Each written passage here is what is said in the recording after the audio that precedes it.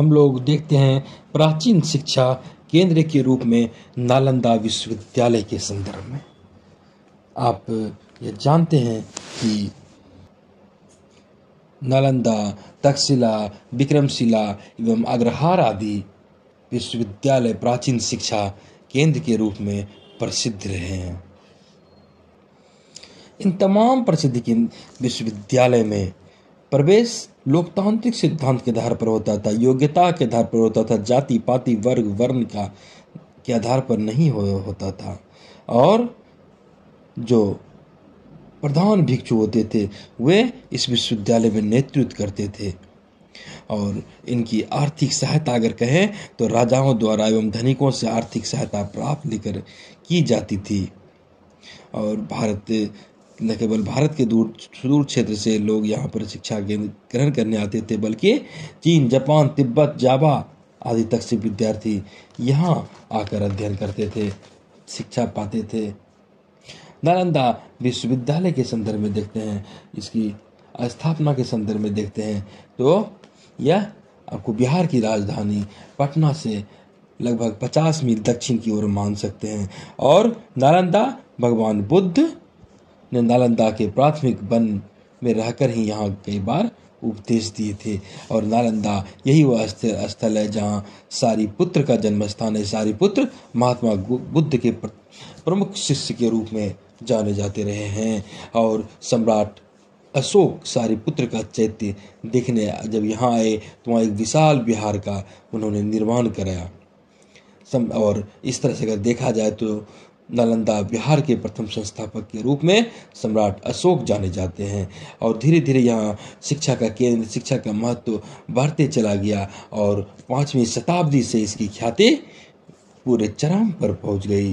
हम देखते हैं कि 410 ईस्वी में जब चीनी यात्री फाहियान भारत आते हैं तब तक्षशिला के केंद्र के रूप में नालंदा की इसकी भी ख्याति बढ़ गई थी। और 3 शताब्दियों तक यह केंद्र काफ़ी उन्नति के शिखर पर बढ़ता चला गया। और 7वीं शताब्दी में जब यहाँ ह्वेनसांग, चीन के यात्री ह्वेनसांग आए तो उन्होंने भी इसका नालंदा विश्वविद्यालय का वर्णन किया है कि यह इसका वैभव अपने चरम सीमा पर था। और नालंदा विश्वविद्यालय की उन्नति अगर कहें तो गुप्त सम्राट ने विशेष यहाँ उसकी उन्नति में योगदान दिया। कुमार गुप्त प्रथम 414 से 545 उनका कार्य जीवन काल ने उन्होंने यहाँ विश्वविद्यालय भवन का निर्माण किया। और इसके बाद अन्य कई गुप्त वंशी सम्राटों ने निरंतर इनके विकास में अपना योगदान दिया है। नालंदा विश्वविद्यालय भवन के बारे में कहा जाता है कि इसकी 1 मील लंबे और आधे मील चौड़े क्षेत्र में स्थापित था। विशाल था, विशाल मैदान, विशाल दृढ़ कहे तो 4 दीवारी से घिरा था। और उसमें प्रवेश के लिए एक ही प्रवेश द्वार था जो कि काफ़ी विशाल था। वहाँ पर द्वार पंडित रहा करते थे। और विश्वविद्यालय के प्रांगण में 8 बड़े बड़े सभा भवन थे जहाँ विद्यार्थी को भाषण सुनाए जाते थे।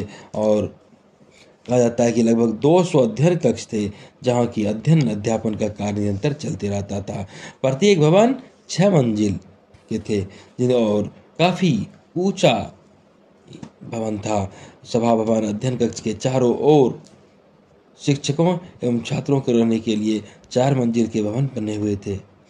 और अगर देखा जाए तो एक तरह से विशेष योजना प्लानिंग करके इस विश्वविद्यालय का निर्माण किया था उस समय, जबकि वास्तुकला और इंजीनियरिंग का कार्य आज की तरह नहीं था। लेकिन इस भवन को देखकर आप कह सकते हैं कि उस समय भी वास्तुकला और इंजीनियरिंग की कसौटी उच्च कोटि की रही थी। एक विशाल पुस्तकालय था। कहा जाता है कि 9 मंजिले भवन थी। उसकी ऊंचाई 300 फीट थी। और कई समस्त विषयों की, समस्त धर्मों की, कलाओं की, विज्ञानों की, कौशलों की बहुत दुर्लभ सारी पुस्तकों का वहाँ संग्रह था। और संपूर्ण पुस्तकालय कहें तो 3 खंडों में बट गया था। रत्न सागर, रत्नोदधि, रत्न रखज। इस हम देखते हैं मैदान के चारों ओर निर्मल जल के लगभग 1 दर्जन सरोवर थे। और जिसमें कमल विश्वविद्यालय की ओर रमणीक स्थान बनाते थे। इन सरोवरों में छात्र जल क्रीड़ा करते रहते थे। और अगर प्रवेश द्वार पर देखें तो ये, अगर प्रवेश की बात करें नालंदा विश्वविद्यालय में, तो यह प्रवेश आसान नहीं था, बहुत कठिन था।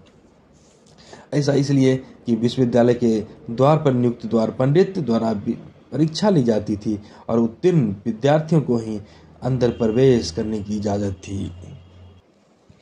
बल्कि कहा जाए तो शिक्षा का स्तर काफ़ी यहाँ ऊंचा था। न केवल देश से बल्कि विदेश से भी यहाँ लोग आते रहते थे, विद्वानों की भीड़ लगी रहती थी। उच्च शिक्षा प्राप्त करने के लिए कहा जाता है कि यहाँ भारत के से तो आते ही थे, तिब्बत से, चीन से, कोरिया से, जापान से, बर्मा से, सुमात्रा से, जावा से, तुर्किस्तान से आदि कई जगह से यहाँ आते थे विद्यार्थी शिक्षा ग्रहण करने के लिए। और नालंदा विश्वविद्यालय का प्रबंध भी एकदम उसके भवन की तरह उच्च कोटि का था। कहा जाता है कि यहाँ 10,000 विद्यार्थी थे, 15,000 शिक्षक थे। जाहिर है कि प्रबंध उच्च कोटि का अपरिहार्य हो जाता है, और जबकि यह विश्व स्तर की संस्थाएं थी।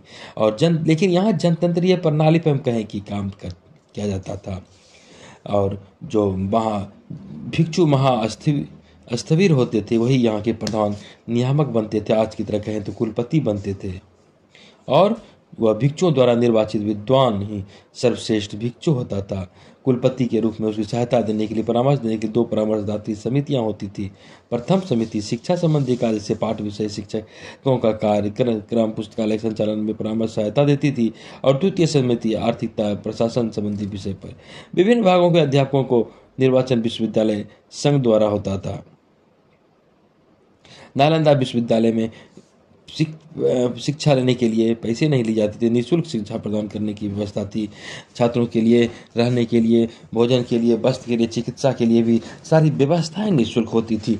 शिक्षा का खर्च कहाँ से होता था, तो इसका खर्च राजा करते थे। राजा के साथ साथ प्रजा भी देते थे, और भवन, भूमि, धन आदि दान के रूप में मिला करता था। और कहा जाता है कि विभिन्न राजाओं से दान में दिए हुए 200 गांव की आय एवं अन्य शक्तियों के द्वारा इसका कार्य चलता था। अगर नालंदा विश्वविद्यालय के छात्रावास की बात करें तो यहाँ का भी प्रबंध थी, उच्च कोटि का था, सुंदर था, सराहनीय था। 2 मंजिल वाले इमारत में 13 बिहार के छात्र रहने के लिए सब भारी संख्या में कमरे थे। कुछ कमरे 1 विद्यार्थी वाले थे तो कुछ कमरे में 2 विद्यार्थी भी रहते थे।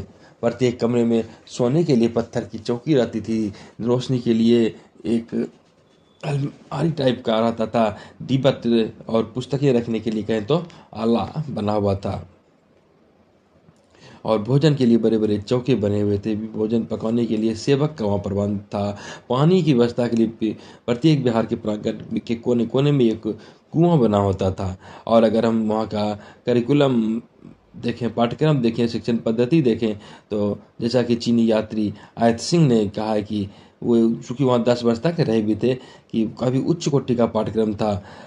विश्वविद्यालय में बौद्ध धर्म की दोनों शाखा की, महायान और हीनयान दोनों का शिक्षा दिया जाता था। इसके साथ साथ वैदिक धर्म की भी शिक्षा दी जाती थी। और कहें तो आज की तरह पोस्ट ग्रेजुएट की डिग्री के प्रमुख केंद्र के रूप में यह था। और विश्वविद्यालय में शिक्षण पद्धति के रूप में मौखिक विधि, व्याख्यान विधि, पुस्तकीय विधि, शास्त्र विधि आदि का अध्ययन किया जाता था। और प्रतिदिन यहाँ 100 भाषण होते थे, विद्यार्थियों के लिए इसे सुनना अनिवार्य था।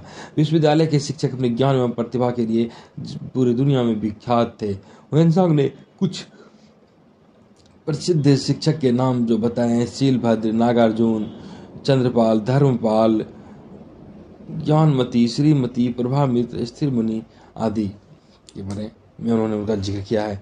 और अगर नालंदा विश्वविद्यालय का पतन देखें तो हम यह भी देखते हैं कि नालंदा विश्वविद्यालय 800 वर्षों तक देश विदेश में अपने ज्ञान की रोशनी फैलाते रहा। और ऑक्सफोर्ड हो या कैम्ब्रिज, पेरिस विश्वविद्यालय या हार्वर्ड, तो हर वहाँ की तरह ही यह भी विकसित था, प्रसारित था, परिवर्धित था। और कहीं न कहीं यह अपनी भारतीय संस्कृति के उत्थान में अपना योगदान दे रहा था। प्राचीन भारत की सभ्यता के प्रतीक थे ये विश्वविद्यालय। और 11वीं शताब्दी के अंत में अगर कहें तो मुस्लिम आक्रमणकारी बख्तियार खिलजी ने इसे समाप्त कर दिया, धराशायी कर दिया, इसका खात्मा कर दिया। उसके पुस्तकालय में, उसके भवन में आग लगा दिया। और कई कहा जाता है कि कई भिक्षु के और उपाध्याय की तो मौत हो गई, उसे मौत के घाट उतार दिया गया। ज्ञान की रोशनी फैलाने वाले इस संस्था जो कि और युगों युगों तक प्रकाशित होते रहता, बख्तियार खिलजी ने इसे बर्बाद कर दिया। फिर भी के बावजूद आध्यात्मिक पवित्र योग मानव जीवन को प्रोत्साहित करने का यह संस्थान बख्तियार खिलजी ने हमेशा के लिए खत्म कर दिया था।